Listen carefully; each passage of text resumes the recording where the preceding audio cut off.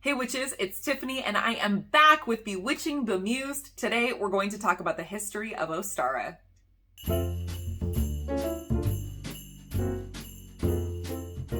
Before we jump in, I do want to say I realize this is the first video after a kind of long and totally unexpected hiatus. This is not the time, nor place, nor video to talk about it. I will be releasing a vlog next week sometime to discuss this, but I did want to acknowledge it because I didn't want to just like pop up like I'm back and not at least acknowledge that that's a thing that happened. I did sort of disappear and go MIA for a minute. And I wasn't going to fully come back until next week and release a brand new video plus a vlog to explain the situation. But I really wanted to get this video up for Ostara because I haven't missed a Sabbath yet. And so it's a little bit later than I would normally like it to be released, but I'm still getting out before the Sabbath, so we're doing okay.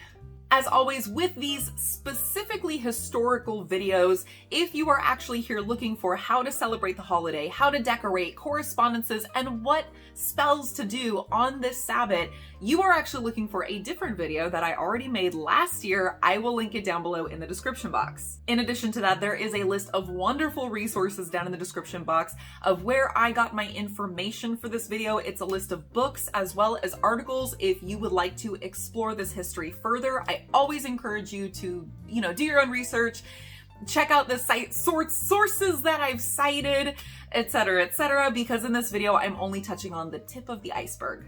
Okay, shut up, Tiffany, get to the video. Announcements over, jumping in now. Ostara is the spring equinox, and in the northern hemisphere, this falls on or around March 21st. So it marks the start of spring, but just like with the autumnal equinox, in addition to that, night and day will be of about equal length. You will see throughout this video, and I will point them out as well, that there are several symbolic similarities between Mabon, the fall equinox or autumnal equinox, and Ostara, the spring equinox. Obviously, I just mentioned one of those similarities, which is that balance of night and day, light and dark. Another similarity is that this is another Sabbath that was named by Aidan Kelly in 1974. Britain's Anglo-Saxons named the month of April after a Germanic goddess, Eostra. Kelly was inspired by this and he ran with it, coming up with the name Ostara. Eostra is also where we get the name for Easter in English-speaking countries, but we'll touch on that more later. I have to add that there is very little known about the goddess Eostra, but if you want a little bit more detail about this link here between Eostra and Ostara and the month of April, etc., there is an article linked down below by Jason Mankey who goes into a little bit more detail. Now, some of you may have heard of a goddess named Ostara, and I have seen a lot of these memes floating around on Instagram and Facebook around this time of year for the past many years, speaking of this goddess Ostara. However, she seems to be a product of folklorist Jacob Grimm, as there doesn't seem to be any evidence to support that anyone ever acknowledged this other goddess aside from him. He just seemed to sort of come up with a lot of assumptions to get to this theory. There's also the similarity between Mabon and Ostara in that this is not one of the Sabbaths that was largely celebrated by ancient pagans in Europe. In fact, as far as we can tell, while it does predate the neo-pagan movement in the modern era and even Christianity, the spring equinox didn't seem to be acknowledged as anything special by the ancient pagans, specifically the ancient European pagans. But as I always say, the Sabbaths are what you make of them, and your spirituality is what you make of it. If you find meaning in this Sabbath, then celebrate it. In fact, many people choose to celebrate Easter as their pagan Sabbath, either instead of or in addition to Ostara, as it does have many pagan elements. But again, we'll touch on those in a bit.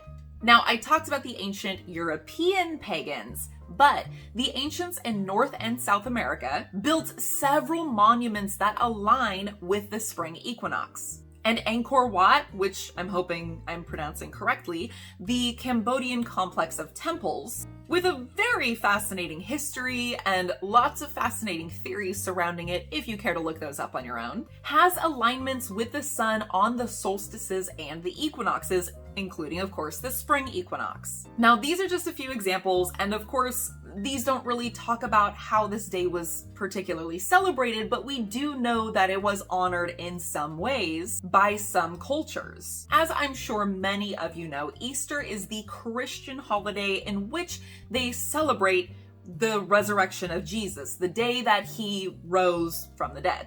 However, much of what is now associated with Easter, colorful eggs, bunnies, little baby chickens, have absolutely nothing to do with Jesus and do seem to be very pagan.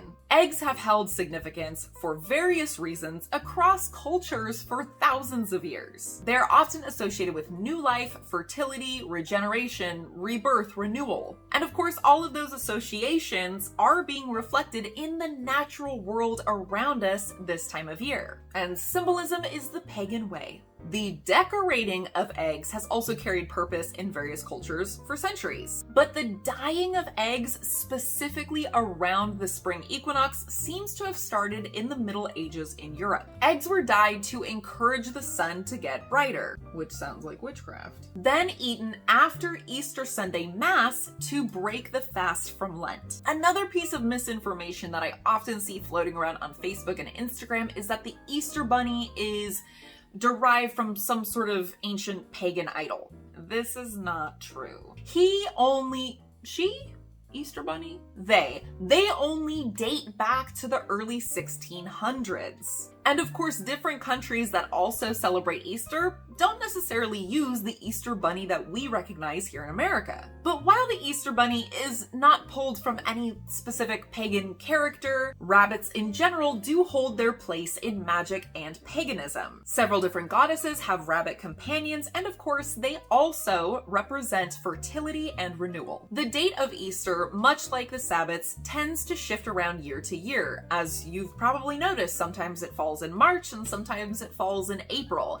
The reason for this is because it takes place on the Sunday after the first full moon after the spring equinox. So you've got the spring equinox, then the first full moon right after it, and then it's the following Sunday. Now that I'm actually recording this video, I'm realizing I probably should have done some research and found out why that is, because it is very curious and it's very, very pagan. Now, earlier when I mentioned Ostra's connection to the name Easter, I did mention that this is only in English-speaking countries. Now, actually, it's a little bit broader than that. It's in Germanic languages. I don't want to get all complicated with the history of languages, but just to be clear, in countries where the native language is not Germanic, that Christian holiday is called things that are not linked to Eostra at all. For example, in Greece, Easter is called Lambros, which translates to bright or shining. It's very interesting to me that while Ostara, or the spring equinox, whatever you choose to call it, tends to seem one of the most pagan-y of the pagan holidays, we don't really know a whole lot about those ancient pagans that celebrated it, or rather how they celebrated it, those that did. And many of the ancient pagans who we do know a little bit more about their history because there was a lot less washing away of historical evidence, they didn't celebrate it, so there was nothing for them to leave behind to kind of show us the way. Luckily, spring is that time of year that just looking around in the natural world makes it kind of obvious what this day is all about, what it represents. It's new life. We see new plants and flowers spring up from the ground. The world is bright and colorful. The sky is clear. The sun is shining. Birds are singing. Animals are mating and having little babies. So it is pretty straightforward despite the lack of historical record. But once again, whether or not you choose to celebrate it is entirely up to you. But that's it for today, witches. Thank you so much for being here. Thank you for being very, very patient with me and my lack of videos this past month and a few weeks. I will come back next week with an update on that, as well as a brand new topical video, not just me rambling about myself. In the meantime, if you enjoyed this video, please hit that thumbs up, drop some comments below, say hello. I've missed you guys all so much. As always, I love you. Thank you for being here. I'll see you next week, and in the meantime, stay magical.